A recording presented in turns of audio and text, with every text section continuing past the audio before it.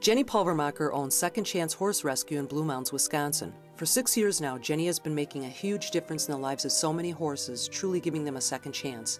We went to pay Jenny a visit to learn more about her rescue. Let me show you around the place. Right here is where I have 7 of my horses. I have 2 groups of both 7. I have the mares and I have the foals in this one. I also have my oldest rescue. He is a 30-year-old Arab. His name is Cobb, and he's in very good shape. When I got him, he was very skinny and needed to add weight. In here is where I feed them. They have access to come in and out of the cold and the elements as they please. I don't usually leave them in stalls or keep them in stalls at night. I had actually gotten into horses when I was younger, got out of it for 20 years, and then what I did is I volunteered at a stable so I could learn about horses again, so I could take care of horses and start one here. Cost for any kind of rescue is very expensive. I have 14 horses right now, and I probably go through about $600 to $700 worth of hay every month. That's in the winter. In the summer, obviously, it's good. I have pasture land back here, and they have like 7 acres of pasture that they can graze off of, so that helps. Graining, the skinny ones obviously need more. I probably go through $300 to $350 a month in grain, sweet feed, and senior feed, and that's per month. Vaccines can run probably about $1,500 a year, depending on how many horses I end up getting and if I have to give them boosters. Most of these horses up here are surrendered horses, and they are up for adoption. This is Cheyenne, and she has actually a bad hoof problem. She had an old injury, and we're not still sure if she is able to ride yet, but she is 5 years old. She's a beautiful girl. These guys are actually pals. This is another 5-year-old quarter horse mare. This is Cheyenne, this is Mia, and Mia is almost completely blind. She's got some great bloodlines. She's actually been trained to ride a little bit, but because of her blindness, she really needs to go to a place that has an arena where she feels safe in riding.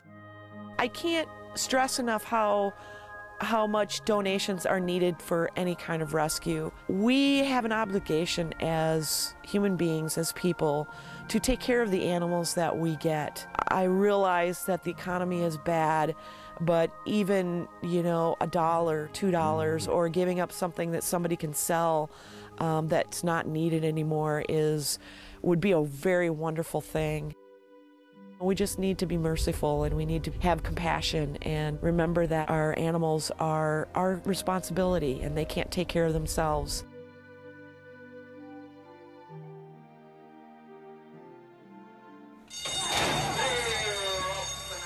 Greyhounds are usually associated with racing, but they also make great pets. We wanted to find out more about how to adopt one and where they typically go once their racing days are over. Wisconsin Greyhound Pets of America is an organization dedicated to helping people better understand this largely misunderstood breed and to help transition these beautiful dogs from the track to a new home. Greyhound Pets of America Wisconsin was started about 20 years ago by a veterinarian named Dr. Rebecca McCracken. Greyhound racing was relatively new at that time in the state, and as we got racetracks, the need emerged to help find these guys homes. The organization has been in existence for about 20 years. And we adopt out approximately 125 to 150 dogs each year. Most of the dogs we get are between 2 and 4 years old as they get retired. They either just slow down, some of them have injuries, some of them were just never good enough to race to start with, so they have very short careers. We do start off with our dogs in a kennel environment. We get to know their personalities a little bit. As they get selected for adoption, we try to move them into foster homes for a week or 2 before they get adopted and work on basic house manners, house training. Greyhounds generally aim to please, so they train very nicely. They usually aren't very stubborn, generally speaking, so that's good, and they really adapt nicely. The first step of the adoption process is to complete an application. We also do a home visit, which helps us get to know the families better and helps us match them up with the right dogs that we have in our program at that time. This is Carrie and Thrilla, and these are two of our greyhounds that are currently available for adoption. Thrilla is only 2 years old, so he just wasn't good enough to be a very good racer. Carrie is about 4.5 years old, so she apparently did run for a couple good years, and now it's time to take a break and relax. Retired greyhounds actually make very good pets. People tend to think they're hyperactive because they were racers, but they ran roughly a 30-second race every 3 days. The joke is that they're the 45-mile-per-hour couch potato. They really just want to hang out with you. GPA is a nonprofit organization that relies heavily on donations. We also do have a few fundraisers where we raise money to do this, but on average we do lose money on every adoption, so it is a struggle, and we are fortunate to have a lot of supporters.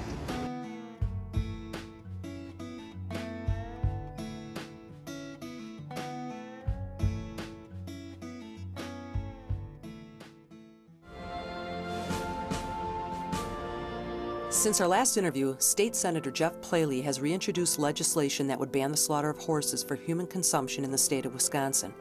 The bill number is SB 142 and currently sits in the Agriculture and Higher Education Committee. If you wish to support this legislation, please call Senator Kathleen Vinehout, who chairs this committee, and ask her to schedule SB 142 for a public hearing. To view Senator Plaley's interview, log on to animaladvocatetv.com. Since our last interview with Eileen Ribbons from the Wisconsin Puppy Mill Project, legislation was introduced in both the Assembly and the Senate. The bill numbers are AB 250 and SB 208. The legislation is currently in the Assembly Committee on Consumer Protection and in the Senate Committee on Small Business, Emergency Preparedness, Technical Colleges, and Consumer Protection. Please write or phone all committee members and ask them to pass AB 250 and SB 208 out of committee without significant amendments. For more information about this legislation, log on to nowisconsinpuppymills.org. Our loyal companion animals provide us with unconditional love, yet many of them end up abandoned. The lucky ones end up in shelters and rescues with a second chance for a new life. Fortunately, there are people out there willing to give their time, love, and resources to help give back to our animal companions. But the costs for food, shelter, medical, or even transportation to care for these animals can be staggering. Please log on to animalfairycharities.org or call today 262-989-0604 and give something back to those who give so much.